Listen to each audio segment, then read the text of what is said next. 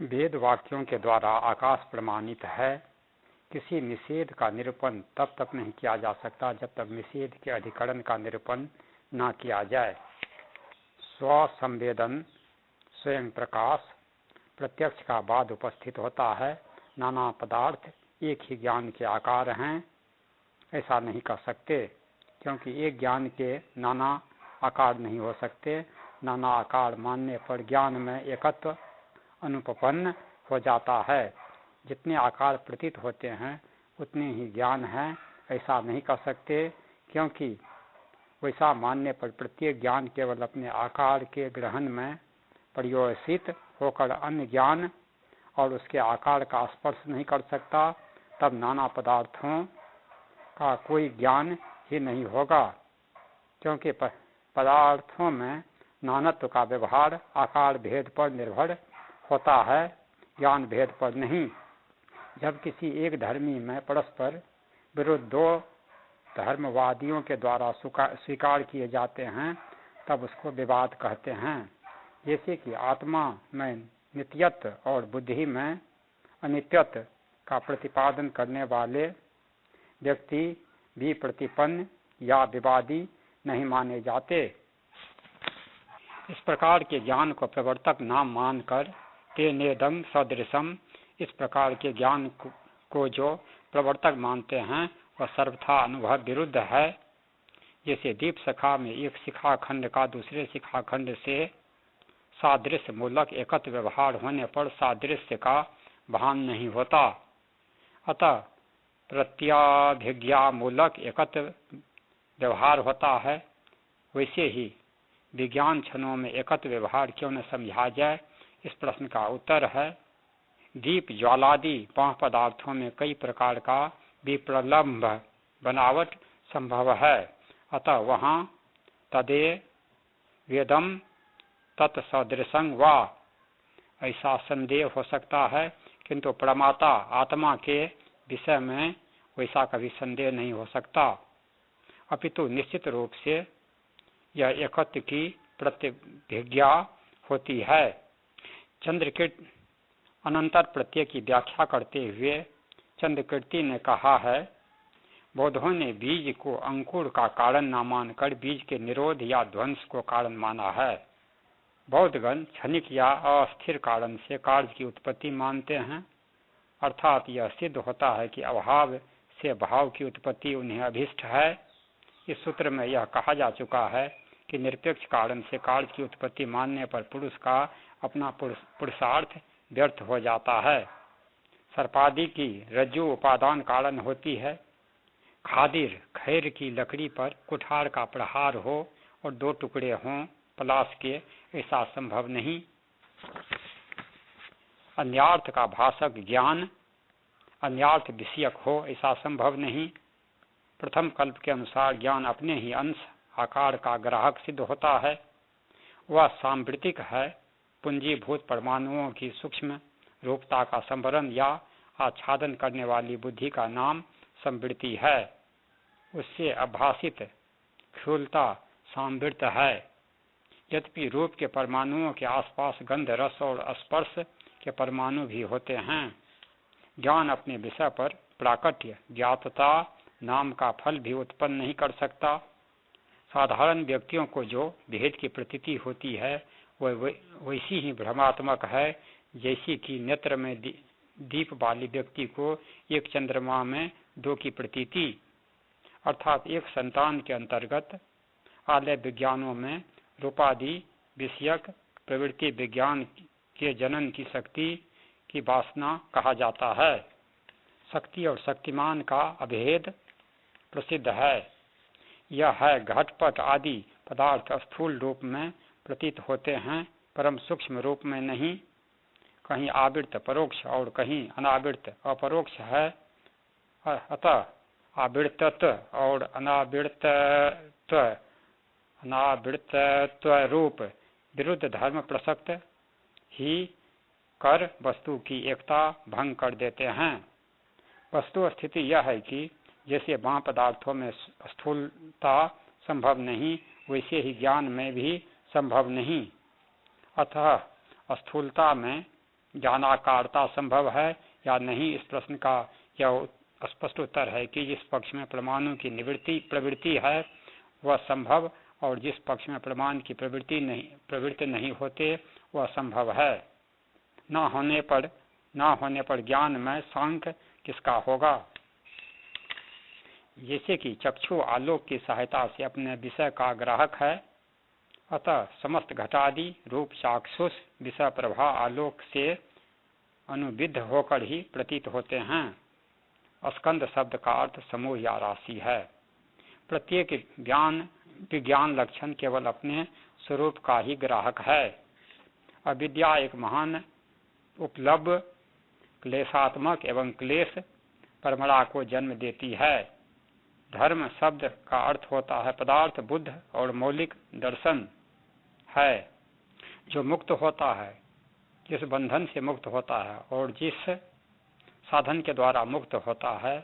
ऐसे अनेक पदार्थों के ज्ञान से मोक्ष प्राप्ति प्रतिपन्न होती है। लोक में जैसे क्रिया कभी फल रूप नहीं होती, जैसे छेदन क्रिया कभी छेदन का कर्म छेद नहीं होती, अपितु काष्ठादि ही छेद होते हैं। पाक पाचन क्रिया कभी पाक का कर्म नहीं होता, अपितु तंडुलादि ही पचनीय होते हैं। वैसे ही ज्ञान कभी भी अपने ग्राहक अंश का ध्येय नहीं हो सकता, क्योंकि क्रिया की प्रवृत्ति स्वयं अपने में नहीं होती, अपितु पांचभूत तंडुल सदैव पाक से भिन्न होते हैं। इसी तत्व को भाष्यकार भूमिका रचना करते हुए स्पष्ट करते हैं। अर्थात जिस अनुभव के आधार पर ज्ञान की सिद्धि होती है, उसी के द्वारा बाह्यार्थ की भी तथा बाह्यार्थ का अभ्युप गमन क्यों नहीं। अंतःकरण। दूसरी बात यह भी है कि जैसे एक दीपक अपना कार्य करने के लिए अन्य दीपक की अपेक्षा नहीं करता, वैसे ही विज्ञान भी विज्ञानांतर की अपेक्षा क्यों करेगा। अंतःकरण वृत्ति की अपेक्षा करता है। अंतःकरण वृत्ति रूप अनुभव जड़ होने पर भी स्वच्छ है। योगाचार्य गणों का जो यह कहना है कि हमारा विज्ञानवादियों का विज्ञान स्कंध ऐसा सूक्ष्म तत्व है जिसको अपने से भिन्न न तो किसी प्रमाता पुरुष की अपेक्षा है और न किसी ज्ञानांतर की। हमारा वेदांतियों का इतना ही कहना नहीं कि ज्ञान अनुभव रूप है, किंतु अनुभव प्रमाण रूप फल है। अर्थात दीपक न तो अपने आप जलता प्रदीप्त होता और न अपने आप प्रकाश करता है, अपितु कोई नेत्र वाला पुरुष दीपक को जलाता और प्रथित उचित दिशा और उचित मात्रा में रखता है। आपका विज्ञान केवल अनुभव रूप फल प्रभाव ही ठहरता है, क्योंकि कर्तृत्व और फल भाव फलत्व दोनों धर्म परस्पर विरुद्ध हैं। जागृत कालीन ज्ञान सर्वथा अबाधित है और उसके द्वारा स्वप्न ज्ञान बाधित अतएव मिथ्या है। वही ज्ञान मिथ्या होता है जिसके करण में दोष हो अथवा जो बाधितार्थक हो।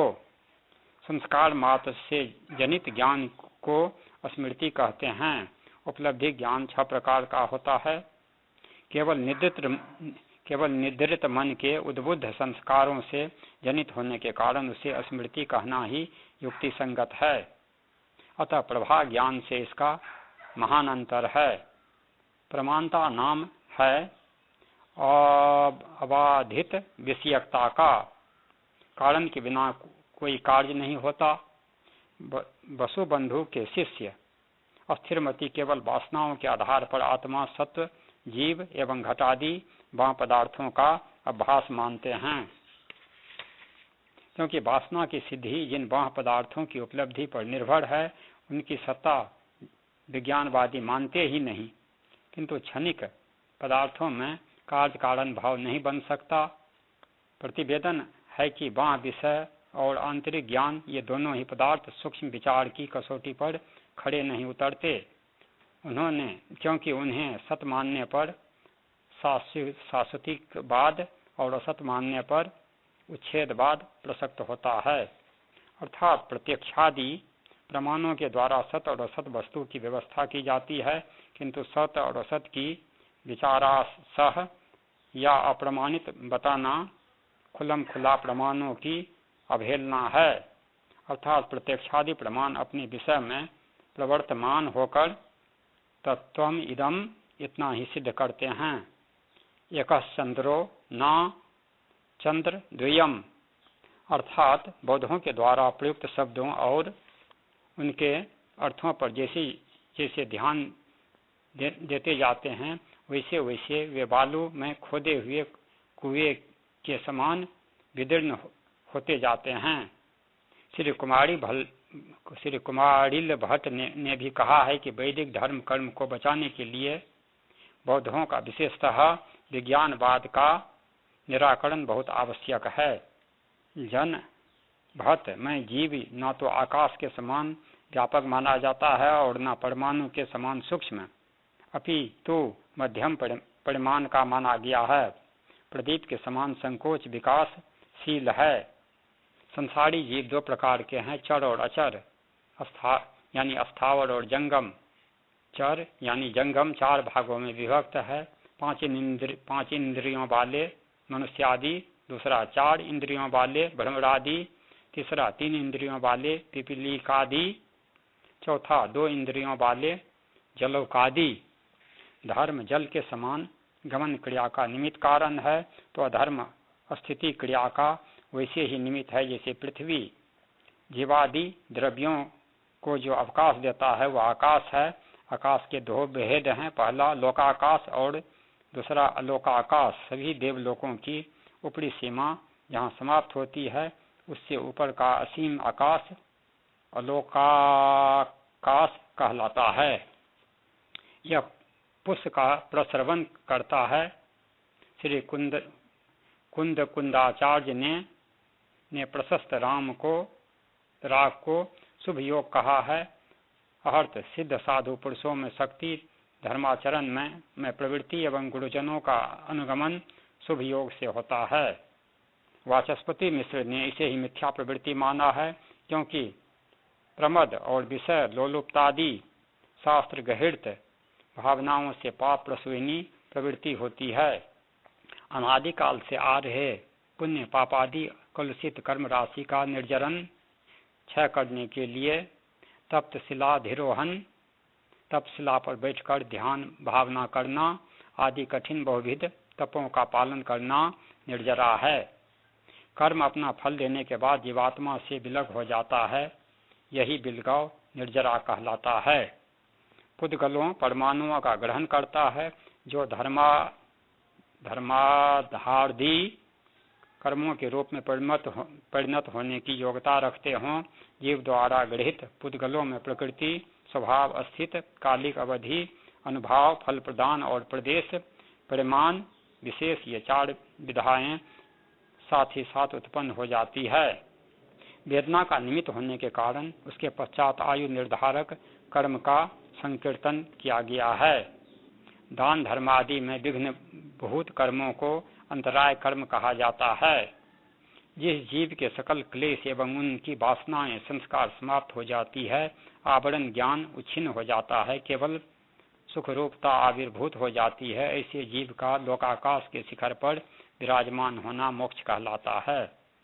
यद्यपि धर्मारीथ काय को गति का निमित्त माना गया है और सभी कर्मों के साथ धर्म भी क्षीण हो जाता है, तथापि कुम्हार का चाक जैसे अपने कुछ देर घूमता रहता है, वैसे ही धर्मास्तिक काय जनित संस्कारों के द्वारा जीव तब तक गतिमान रहता है जब तक धर्मास्तिक काय की ऊर्ध्व सीमा नहीं आती।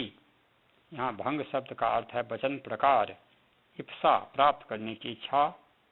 केवल ज्ञान अपने विषय की वास्तविकता सिद्ध नहीं कर सकता।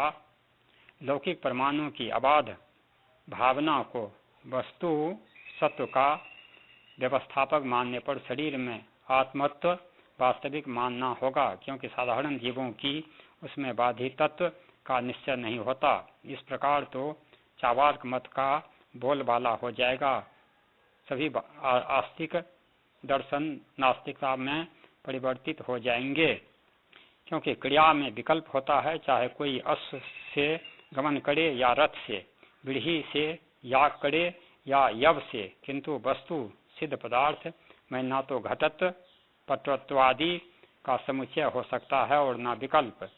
जैन सम्मत अनेक अनेकांतवाद के प्रथम तीर्थंकार श्री ऋषभदेव ने उक्त संशय वाली की बैतरणी में जैन जनता को डुबाकर अपनी तीर्थंकरता का पूर्णतया निर्वाह किया है। अनेकांतवाद के अनुसार एक धर्मों में विरुद्ध धर्म संभव दोष है, वैसे ही आत्मा में अनित्यत्वापत्ति भी दोष है। अर्थात मनुष्य शरीर में रहने वाला उस शरीर के परिमाण का छोटा जीव जब अपने कर्मानुसार हाथों के भारी भरकम शरीर में जाता है तब उसकी उस शरीर में कृतज्ञता पूर्ण व्याप्ति क्यों कर होगी। उसी प्रकार हस्ती के शरीर का जीव जब उस बड़े शरीर को छोड़कर पुत्का छोटी मधुमक्खी के नन्हे से शरीर में जाता है तब उस शरीर में वह कैसे समाएगा। समाधान अर्थात प्रदीप को दृष्टांत बनाकर जो सामंजस्य स्थापित करने का प्रयत्न किया गया है वह उचित नहीं, क्योंकि इस प्रकार आत्मा अनित्य हो जाएगा। प्रदीप एक सावयव एवं प्रतिक्षण उत्पत्ति विनाशील वाला है। जीव भी यदि वैसा ही संभव है तब जिज्ञासा होती है कि उसके अवयव परमाणुओं के समान एक ही देश में रह जाते हैं अथवा परस्पर प्रतिरोधी होने के कारण एक देश में नहीं रह सकते। अर्थात जीव के अवयव उतने ही संकुचित और विकसित होते हैं जिसके शरीर का निश्चित परिमाण अक्षुण्ण बना रहता है। जीव के जितने अवयव हैं उनमें प्रत्येक चेतन है। सांख्य योग मतालंबी हिरण्यगर्भ पतंजलि आदि आचार्य कहते हैं कि प्रधान प्रकृति और पुरुष का अधिष्ठाता ईश्वर उन दोनों से भिन्न केवल निमित्त कारण है। महेश्वर के अधीन रहने वाले जीव और जड़ वर्ग को कार्य कहते हैं। कार्य करण रूप कलात्मक पास में बंधा होने के कारण जीव को पशु कहते हैं। शरीर और इंद्रियों से युक्त जीव का सांजन और शरीर आदि से मुक्त जीव को निरंजन कहा जाता है। जीव महेश्वर के साथ पावन संबंध स्थापित करना योग है। पाशुपत शास्त्र भेद धर्मों का अनुष्ठान विधि कहलाता है। उसके दो भेद हैं, पहला व्रत और दूसरा द्वार। भस्मानादि एवं उपहार को व्रत कहते हैं। उपहार 6 प्रकार का होता है, हसीत, गीत, नृत्य, हुडुकार, नमस्कार और जप। यहाँ जन्म समागम न हो वहाँ हसीत आदि 4 क्रियाओं का संपादन किया जाता है। इसे ही गूढ़चर्या गुप्त क्रिया कहते हैं। महेश्वर की पूजा के समय सदा विभोर होकर हंसना, गाना, नाचना और हुडुकार बेल के समान अव्यक्त शब्द गले से निकालना करना आवश्यक है। नमस्कार और जप तो प्राय सभी उपासनाओं में एक समान ही किए जाते हैं। मोक्ष का नाम दुखांत है। यह 2 प्रकार का होता है, पहला दुखों का आत्यंतिक उच्छेद तथा दूसरा दृक् शक्ति और क्रिया शक्ति रूप ऐश्वर्य की प्राप्ति। दुखांत ही पशुओं जीवों की पास विमुक्ति है। ईश्वर को जगत का केवल निमित्त कारण मानने वाले आचार्यों का आशय यह है कि लोक में कुंभकरादि चेतन पुरुषों में घटादि कार्यों की केवल निमित्त कारणता देखी जाती है। अतः जगत की रचना में ईश्वर का केवल निमित्त कारण होना न्याय सिद्ध है। वह जड़ जगत का उपादान कारण नहीं हो सकता, क्योंकि एक वस्तु में निमित्त कारणत्व और उपादान कारणत्व दोनों इसलिए नहीं रह सकते कि वे परस्पर विरुद्ध हैं। सारांश यह है कि ईश्वर में जो केवल निमित्त कारणता सिद्ध की जाती है वह आगम प्रमाण के आधार पर अथवा अन्य प्रमाण के बल पर। आगम प्रमाण तो ईश्वर की वह विध कारणता प्रतिपादित कर रहा है, यह कई बार कहा जा चुका है। परिशेषतः पूर्व पक्षी को अन्य प्रमाण का ही सहारा लेना होगा। अन्य प्रमाण में अनुमान की संभावना नहीं की जा सकती, क्योंकि बहुदृष्ट व्याप्ति के द्वारा अपने कार्य में प्रवृत्त हो सकेगा। दृष्ट व्याप्ति का सामंजस्य नहीं यह दिखाया जा रहा है। आशय यह है कि आगम द्वारा प्रतिपादित पदार्थों में प्रत्यक्ष का अनुसरण नहीं किया जा सकता, क्योंकि आगम सिद्ध स्वर्ग अपूर्व और देवताओं में प्रत्यक्ष का कुछ भी सामंजस्य नहीं पाया जाता। अनुमान के समान आगम अपनी प्रवृत्ति में दृष्ट सामर्थ्य दृष्ट साधर्म की अपेक्षा नहीं करता, क्योंकि वेद में पठित चतुर्मुखादि शब्दों की उत्पत्ति के लिए लोक में अदृष्ट वैसे ही चतुर्मुखादि विग्रहों की कल्पना लोह अगरबत्ती जिस लकड़ी के बुरादे से बनती है, ऐसी अगर काष्ठ के समान उग्र गंध नहीं मारती, अर्थात अनुचित या कलंक रूप नहीं मानी जाती। फलता आगम प्रमाण के आधार पर बहुत से दृष्ट विरुद्ध पदार्थों की कल्पनाएं प्रमाणवती ही मानी जाती है। जैसे कि कुमारिल भट्ट कहते हैं, जहाँ कहीं दृष्टार्थ का अनुसरण किया गया है वह केवल सहृदयता का प्रदर्शन है। आगम निरपेक्ष अनुमान प्रमाण तो सर्वथा दृष्ट साधर्म का अनुसरण करता है और दृष्ट विरुद्ध एक कण मात्र को कल्पना से भी डरता है। ईश्वर करुणा के पराधीन होकर प्राणियों को पाप कर्म में प्रवृत्त नहीं करता। ईश्वर की प्रेरणा के बिना न तो प्राणी अपने आप कर्म कर सकते हैं और न ईश्वरीय अधिष्ठातृत्व के बिना पाप कर्म फल दे सकते हैं। ईश्वर स्वतंत्र होने पर भी कर्मों के द्वारा प्रवर्तित किया जाता है। सदैव चक्षुष्मान व्यक्ति ही अंधे को ले जाता है, अंधा व्यक्ति दूसरे अंधे को कभी नहीं ले जा सकता। वैसे ईश्वर और कर्म दोनों ही प्रवर्तनीय है। कौन किसका प्रवर्तक है यह निश्चय नहीं किया जा सकता। संतप्त व्यक्ति के संताप को देखकर कारुणिक पुरुष में एक दुख उत्पन्न होता है। उस दुख को दूर करने के लिए कारुणिक की प्रवृत्ति होती है, अतः वह भी स्वार्थमूलक है। अर्थी पुरुष राग द्वेष से रहित नहीं हो सकता। ईश्वर, प्रकृति और पुरुष सभी ही व्यापक द्रव्य हैं। ईश्वर के प्रेरणा से प्रधान तत्व प्रकृति महदादि प्रपंच की रचना करता है। जैसे वेदांतियों के पास आगम प्रमाण का बल है, वैसे ही ईश्वरवादियों के पास भी सर्वज्ञ प्रणीत आगम का बल है। द्वैतियों का आगम अन्याश्रय दोष से ग्रस्त है, क्योंकि ईश्वर में सर्वज्ञता सिद्ध हो जाने पर सर्वज्ञ से प्रणीत होने के कारण आगम में प्रमाण सिद्ध होगा और आगम में प्रमाण सिद्ध हो जाने पर प्रमाणभूत आगम के द्वारा ईश्वर में सर्वज्ञता सिद्ध होगी। हमारे वेदांतियों के मत में ईश्वर और आगम दोनों ही अनादि हैं, अतः आगम में ईश्वर कारणत्व रहने पर भी कोई विरोध नहीं। आगम का प्रमाण ईश्वर की सर्वज्ञता पर निर्भर नहीं माना जाता, अपितु स्वतः सिद्ध है। लोक दृष्टि मर्यादा के अनुसार ही अनुमान प्रमाण किसी वस्तु की सिद्धि कर सकता है, यह नियम नहीं भूलना चाहिए। प्रकृति तत्व रूप रहित एवं अप्रत्यक्ष है। सभी अधिष्ठाता अदृष्ट करण में प्रवर्तक नहीं होते।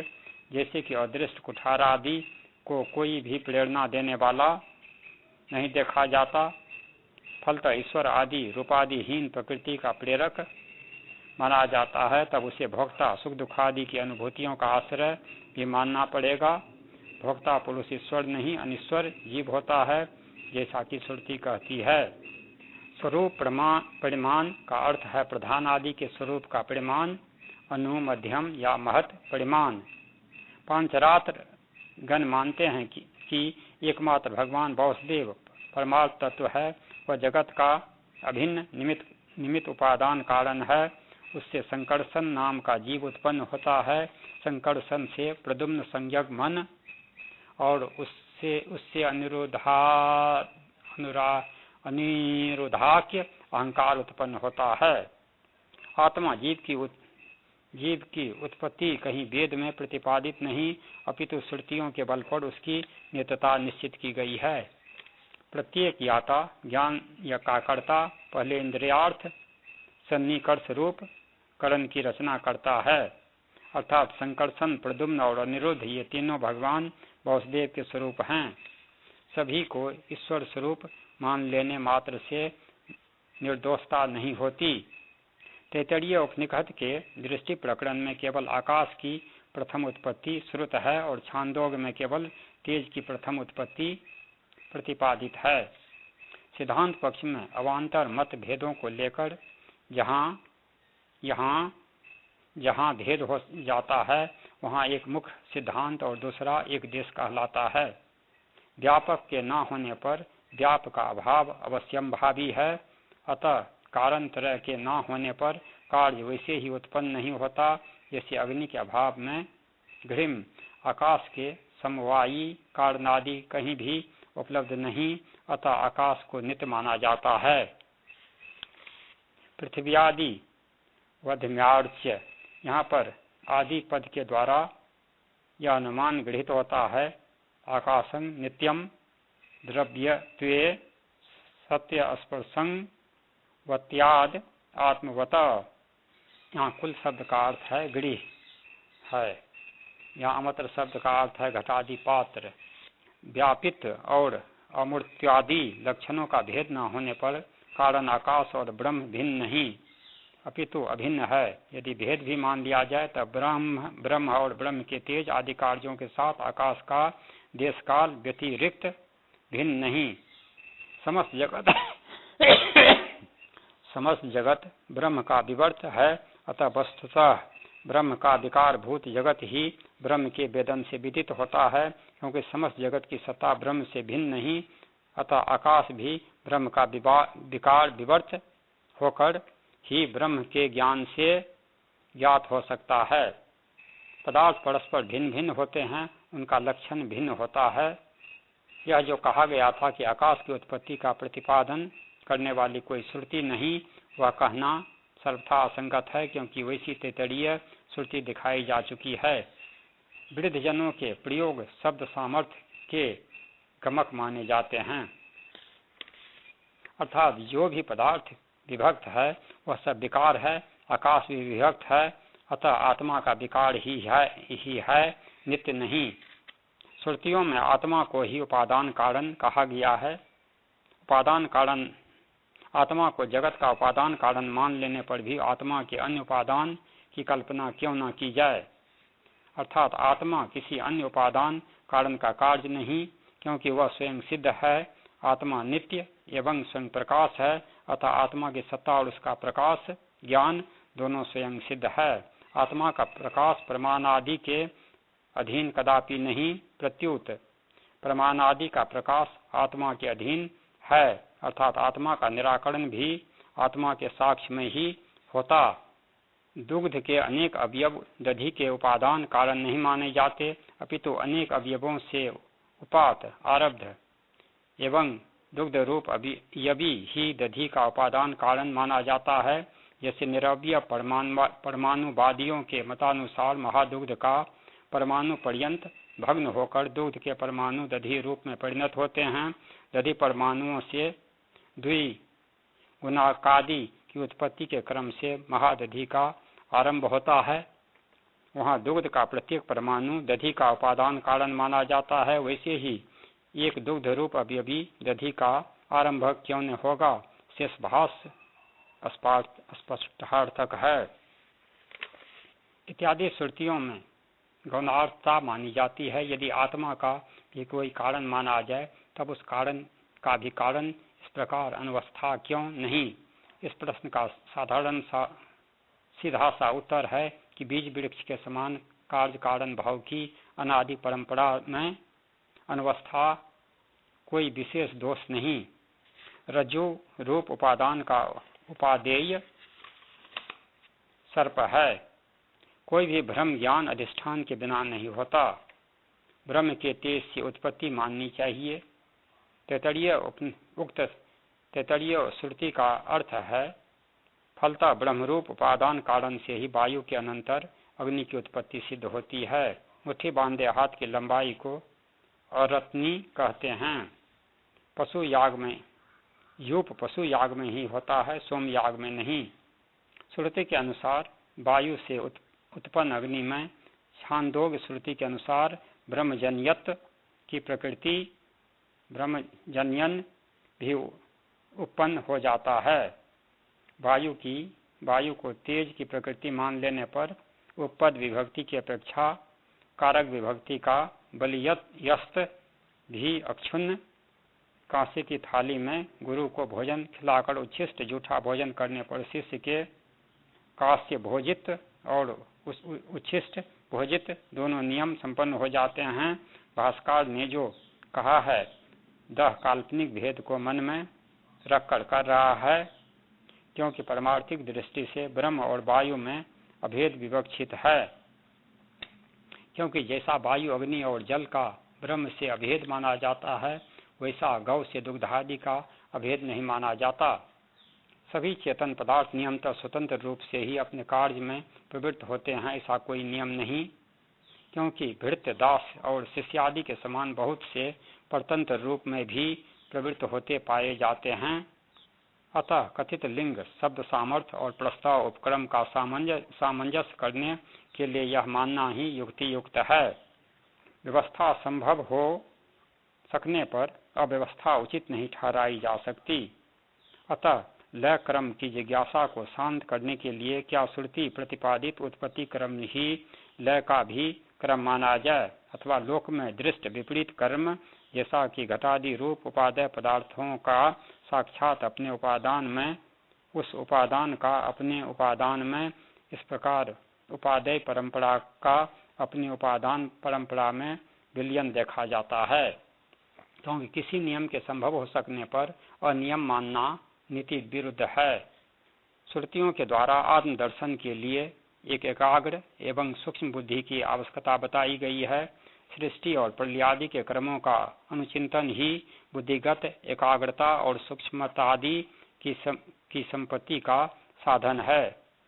जैसा चिंतना को यह कड़ी है बुद्धि, इंद्रिय और मन का उत्पत्ति क्रम, इस प्रकार आत्मा से करण इंद्रिय गण कर्णों से महाभूत की उत्पत्ति परिवर्तित होती है। मन आदि आत्मा के समान अविभक्त नहीं, अपितु घटादि के समान विभक्त हैं। यहाँ मन को अन्न, पृथ्वी का प्राण को जल का और वागेंद्रिय को तेज का विकार कहा गया है। अन्नमयो यज्ञ के समान मन में अन्न का प्राचुर्य नहीं होता। मन आदि यदि महाभूतों के विकार हैं तब भूतों की उत्पत्ति के पश्चात ही उनकी उत्पत्ति संभव होती है। निश्चित क्रम से भूतों की उत्पत्ति से पूर्व या पश्चात इंद्रियों की आत्मा से उत्पत्ति मानी जा सकती है। देवदत्त, यज्ञदत्त आदि नाम जीवात्मा के ही होते हैं, शरीर के नहीं, क्योंकि शरीर को देवदत्तादि नामधारी मानने पर देव दत्तादि के उद्देश्य से श्राद्धादि कर्म उत्पन्न न हो सकेंगे। शरीर के उत्पाद और विनाश ही आत्मा में व्यवहृत होते हैं। कतिपय श्रुतियों के द्वारा जीवात्मा की उत्पत्ति प्रतिपादित है। इसके विपरीत कतिपय श्रुतियां अविकृत ब्रह्म का ही स्वरूप जीव को बताती है। आकाशादि के समान जीव की भी उत्पत्ति होती है। जैसे आकाश की घटादि अनेक उपाधियां प्रसिद्ध है, वैसे ही आत्मा की मन आदि अनेक उपाधियां श्रुतियों में चर्चित है। याज्ञवल्क्य और मैत्रेयी की प्रश्नोत्तरावली के द्वारा उपाधियों के विलय से उपहित विशिष्ट आत्मा का विलय ही स्पष्ट किया गया है। यह जो कहा गया है कि ब्रह्म से विभक्त होने के कारण जीव विकार रूप है, उसके विरुद्ध अविभाग का प्रतिपादन श्रुति ने ही किया है। फलतः जीवात्मा नित्य सिद्ध होते हैं, विकार नहीं। धूम ध्वज अग्नि के अभाव में धूम संभव नहीं। सुसुप्ति आदि अवस्थाओं में आत्मा के रहने पर भी ज्ञान नहीं। अतः आत्मा को ज्ञान स्वरूप, चेतन स्वरूप नहीं माना जा सकता। यह सिद्ध होता है कि चैतन्य तत्व जीवात्मा का एक ऐसा धर्म है जो इंद्रिय सन्निकर्ष से उत्पन्न होता है, स्वाभाविक नहीं। ज्ञानात्मक चैतन्य के उत्पादन में ही इंद्रियों की सार्थकता है, अन्यथा इंद्रिय व्यर्थ हो जाते हैं। जीवों की ज्ञान जनन शक्ति को नित्य मानना आवश्यक है, अन्यथा जैसे आकाश के साथ इंद्रिय सन्निकर्ष रहने पर भी आकाश में कोई ज्ञान गुण उत्पन्न नहीं होता, वैसे ही इंद्रिय सन्निकर्ष के रहने पर भी जीवात्मा में ज्ञान उत्पन्न न होता। फलतः आत्मा चैतन्य स्वरूप है, आत्मस्वरूप चैतन्य का अभाव कभी नहीं होता। यद्यपि अविकृत परात्पर परमात्मा ही जीव माना जाता है।